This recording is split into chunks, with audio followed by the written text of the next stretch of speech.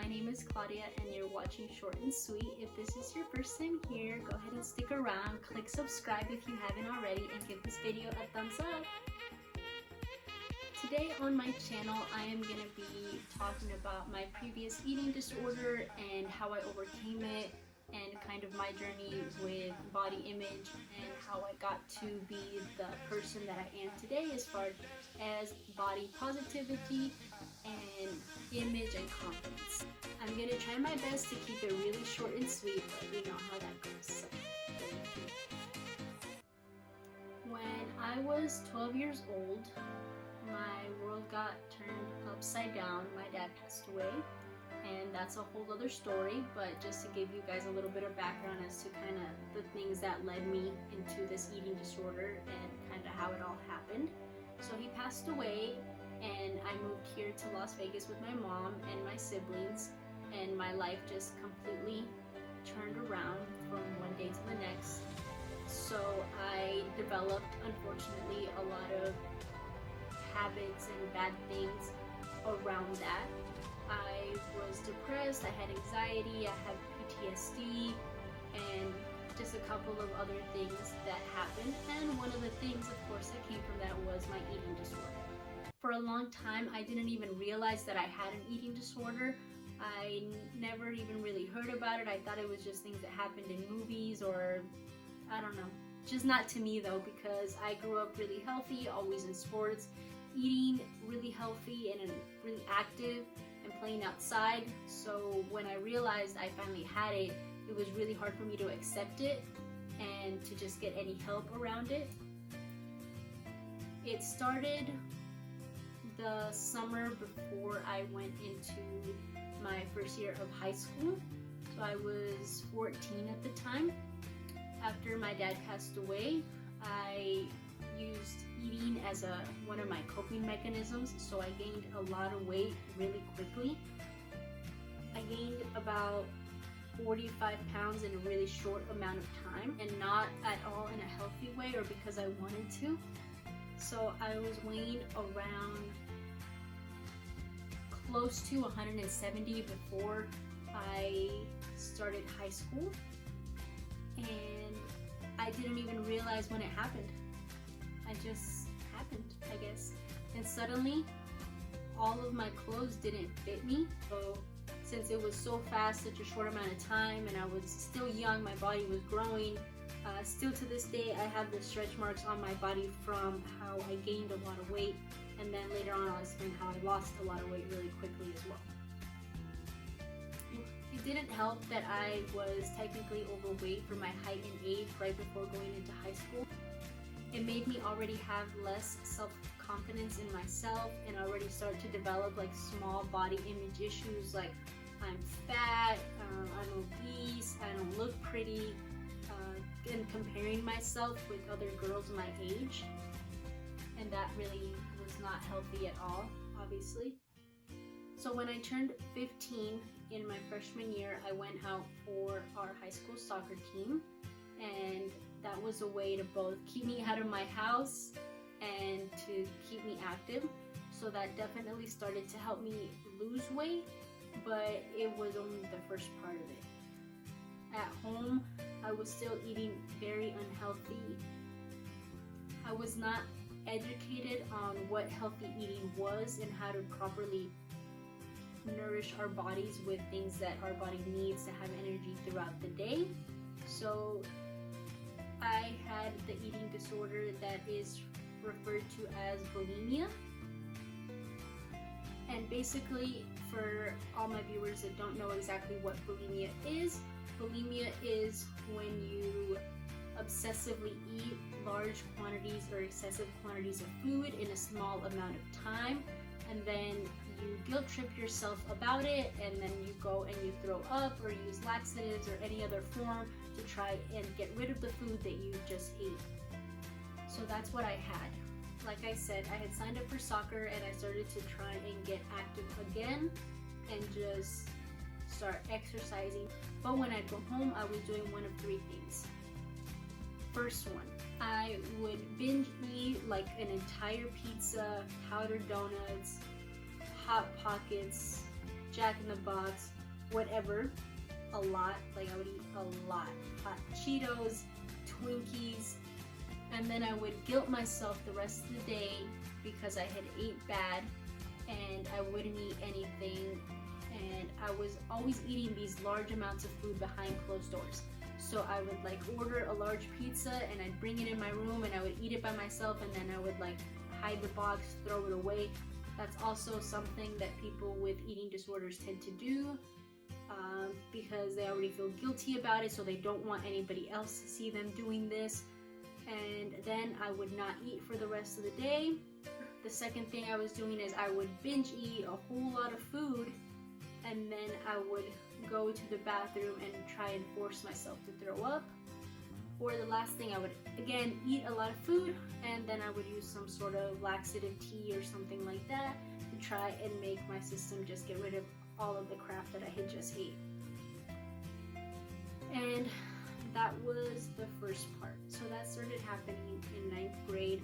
Very slowly. I didn't even see it. It kind of creeped up on me. I didn't mean to. I was coping with a lot of different things at the time. New school, still adjusting to my new life, coping with my dad's passing, and just a lot of things. So when I started playing soccer in 9th grade, it really was an outlet for me. It started shifting my mindset into how exercise can be used as just more than just physical exercise, but it became therapy for me. It became a positive outlet for me. But a couple more things had to happen before I fully made that transition. So from my 9th grade year into my 10th grade year, because I was doing the throwing up and using laxatives and things like that while still eating fairly unhealthy, I lost around 30 pounds in a span of like 10 months. Yeah, less than a year. I lost 30 pounds. So then again with the stretch marks, because your body stretches rapidly and then it shrinks rapidly without expecting it. So that's why I have that. When I came back for my sophomore year in high school, I just remember, I didn't even really realize it had happened. I just remember a lot of people coming up to me being like, Claudia, you look great. What'd you do? You look great. And I was like, I guess like I look great. You know, I was doing all of this behind closed doors. Not a lot of people knew, if anybody, that this was going on. So to me it was, oh great, like I lost weight because of soccer and being active. At that time I also signed up for my first gym membership and I started going to the gym. Fast forward a little bit into my sophomore year and I just wasn't happy. I lost weight, I went back down a couple sizes in my jeans, and I stopped throwing up, but I was still doing the laxative thing. I went out for the soccer team again, and practice was around 3 to 4 hours after school. After school, then I started walking to the gym, which was about 1.5 miles, almost 2 miles away. So after practice, I'd walk to the gym, and then I would be at the gym for another 3 hours. I would take like a sandwich or a granola bar or something. I would eat it before my workout. And then as I'm working out, I would go and force myself to throw it up. So I really wasn't eating, because then I'd come home and I just was completely disgusted by food. I wouldn't eat at all. And then the next day I would do the same thing, and I would do that almost between 3 and 5 days a week. And when I went to the gym, I was not lifting weights. I didn't know how to lift weights. I didn't feel comfortable lifting weights. So I would only do the Stairmaster, or I would run a lot. So I was doing a lot of cardio between my soccer practice and then the gym. And I kept losing more weight. Eventually, with the popularity and growth of Instagram, I started coming across a lot of positive and healthy eating habits type of pages, so I started following those going into my junior year, and that started helping me kind of seeing how I could switch my diet versus binge eating a bunch of unhealthy food, feeling bad about it, and then trying to throw it up. I started eating healthier food. I kid you not, Every single day I would eat a can of tuna with spinach and saltine crackers. Every single day after school, that's what I would eat. Tuna can after tuna can after tuna can. So it took me a long time to try and eat tuna again because that's all I would eat. And it was also around this time where I started learning the importance of water, and I completely cut out all sugary juices and soda. I think I'm getting ahead of myself though. So let's go back a little bit. Since nobody knew that this was really going on, I did it for 3-4 years, and it cost me a lot of things. It cost me friendships, it cost me a lot of moments with my friends or my family, and you might ask how, like you were just doing it by yourself. I remember a lot of times I would be invited to go eat somewhere, and I was so traumatized at this point with junk food, with eating unhealthy, with eating in general overall, that I would say that I had already ate, that I was full, that I didn't want to eat that, when really all I wanted was some french fries and a burger. Maybe the milkshake too. So I remember my family or my friends, they would go out to eat and I'd be like, no, I don't want to go, it's okay, you guys go without me. And I would stay home in my room just crying because I had traumatized myself so much. And again, I didn't realize that I had an eating disorder, that that's what I was developing, that that's what I had for years. But it happened so quickly, and so many things happened at once that I didn't really have time to process any of it. It just happened. I remember that I also had a huge plastic bag where I had taken out all of the clothes of when I was really overweight, and I put them all in there, and I took a big Sharpie and I put fat reserve because I felt like I was gonna gain the weight back, like I wasn't gonna be able to keep it off. So I had this huge bag at the very top of my closet, and I would just look at it sometimes, and it took me a long time to get rid of that bag.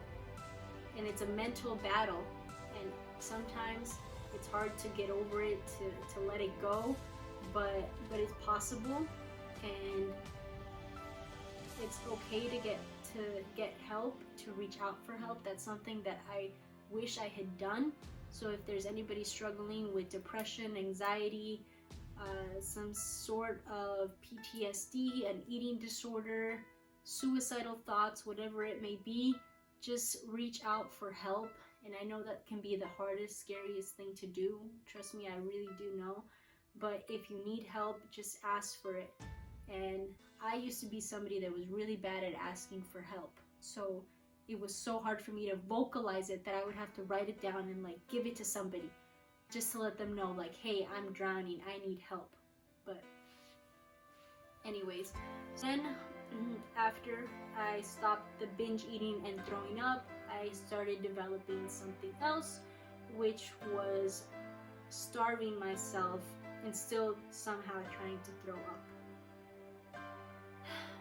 I started eating, as I mentioned, healthier foods, bananas, granola, yogurt, healthy cereals, tuna, sandwiches, just healthier stuff in general. Drinking lots of water, taking out slowly certain foods from my diet. Like, I never again ate a Twinkie, and still to this day I cannot even see a Twinkie because it's like one of those things, it just stays. Like, I ate boxes and boxes of Twinkies. Ridiculous. So let's just leave them over there somewhere. Like I mentioned, I'd go to soccer practice, and then I'd go to the gym, and then I would go and babysit my nieces and nephews, and I'd stay at my sister's, and they had, thankfully, a lot of healthy options in their house.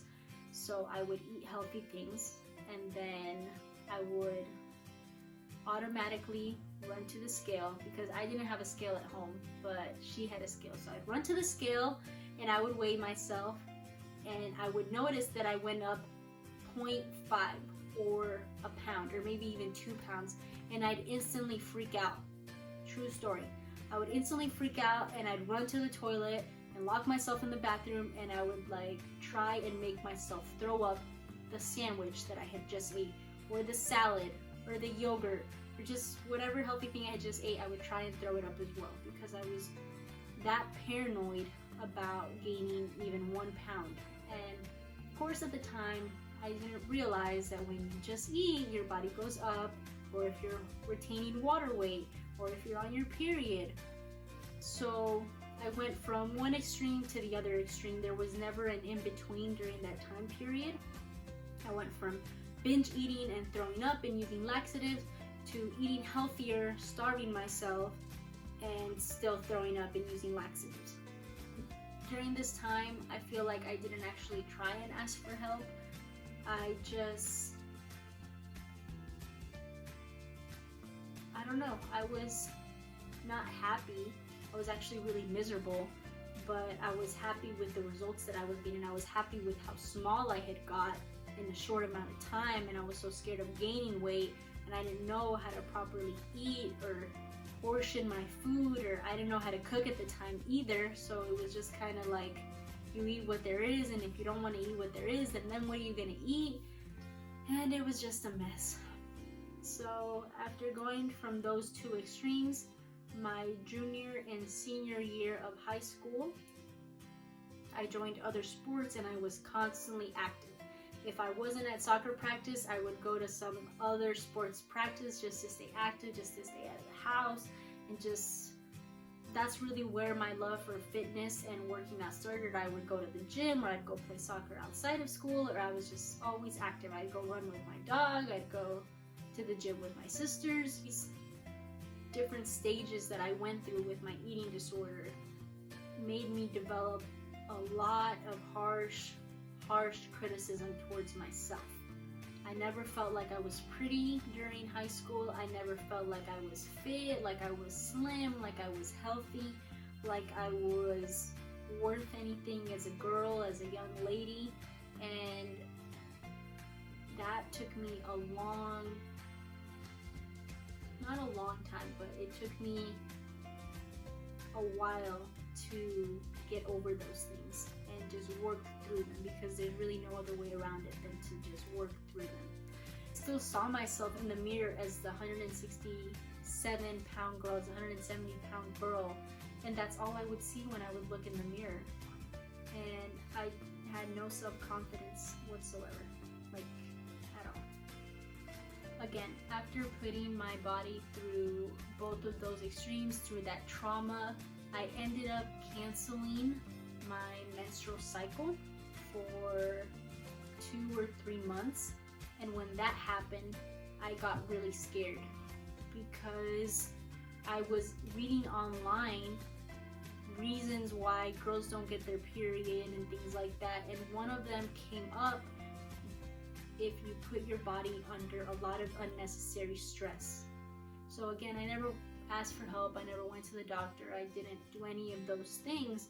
But once that happened, I got really scared, because I was like, wow, I've put my body under so much pressure for so long, between the throwing up and binge eating and starving constantly and anxiety and things like that caused by this eating disorder, that I just canceled my menstrual cycle.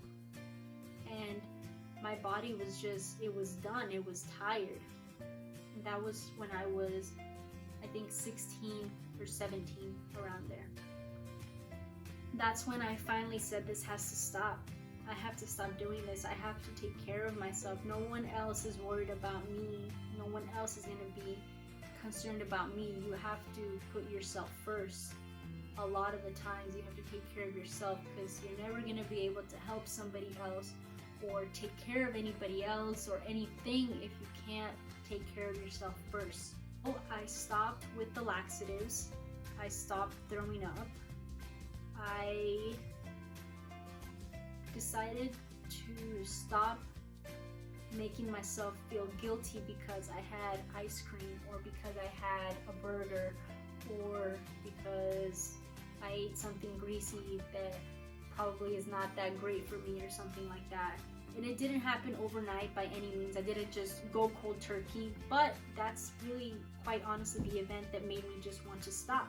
Because as an athlete in high school, I felt like I was hurting myself and my overall performance by continuing to do this. I was not 100% at my practices. I was always like 50-60% because I was really weak, and I was not only practicing, but then I was going to the gym for hours and hours, and I wasn't nourishing myself properly, and I wasn't sleeping, enough hours and things like that. So slowly but surely, I started just looking up self-love practices, and I looked up what are eating disorders, and then sure enough, bulimia came up as one of them. I had both extremes, the starvation and the binge eating. I didn't really fit into a specific one, but generally speaking, it's bulimia. And I looked up how to overcome eating disorders and how to help yourself. It probably would have helped if I had, reached out to somebody or really gotten the professional help that I needed. But again, at that time, I didn't know how to ask for help. I just kind of went about it my own way. I started just going grocery shopping with my mom and picking out things that I knew I wanted to eat, and stopped using the excuse that there was never anything that I wanted to eat at home. So I'd go and I would pick out things that I saw other people eating, and I saw that they had healthy eating habits. And then I started trying to learn how to cook.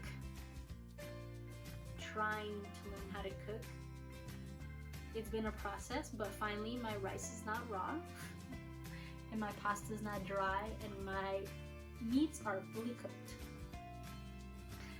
I feel like I rambled a lot, but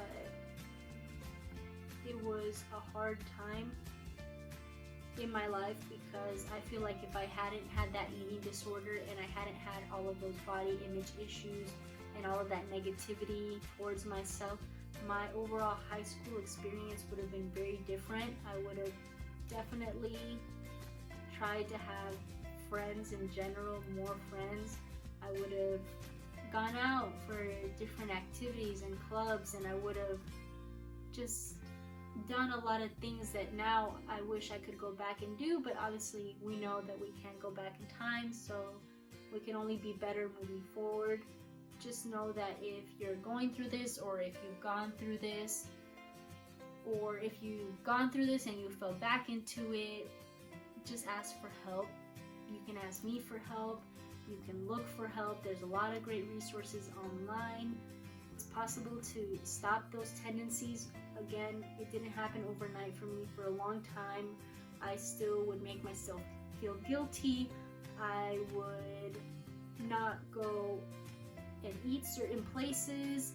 I would avoid a bag of chips. I would avoid just things that I felt were gonna put me back into that place that I was at, and I knew I didn't want to be there anymore. And you develop a fear. I get it, but it's okay. You're gonna get through it. I got through it, and I wanted to share my story because if you again follow me on Instagram, you'll see that a lot of the things that I post are about body positivism and about self-love and self-care and about putting yourself first and about being not only mentally sound but also physically sound and spiritually sound, and all of those things tie in together, and you sometimes can't have one fully without having the other one. So you have to take care of yourself. Other than cleaning up my eating habits and absolutely saying no to throwing up and to things like that, I stopped being afraid of the scale. So that's something that I know torments a lot of people, especially in the fitness community, is the scale. Don't worry about the scale. Don't worry about the number on the scale. It's just a number. Focus on how you look, on how you feel. Maybe you fit into those pants and you look great, or that shirt looks great on you, but you're not your ideal weight. Don't let a number stop you. Don't let a number be your worth. Also, don't let other people tell you or influence you on how you're supposed to look. I see it every single day, especially with social media and just the rise of plastic surgeries and all of the crazy things that people can do to themselves now to make themselves look a certain way, have a good role model. Have a good natural role model. I have a lot of great role models, thankfully, and I don't even know them, but I follow their journeys because they're natural bodybuilders, they're natural athletes, they're natural just girls and guys in general, and that's what I aim to be. So just stay consistent, ask for help. Know you're not alone, you're not the only person going through this right now, and it's gonna get better. It might take a couple of months, it might take a couple of years, but just stay firm on your track, on your path. Make your own path if you have to, and know it's gonna get better. I hope that this video today has helped somebody. I really want to keep it honest and just be as transparent as possible with all of my followers and the people that come across my channel. I hope you guys enjoyed this video. Again, go ahead and click subscribe, give it a thumbs up if you liked it, and stick around for the next one. See ya! Peace out!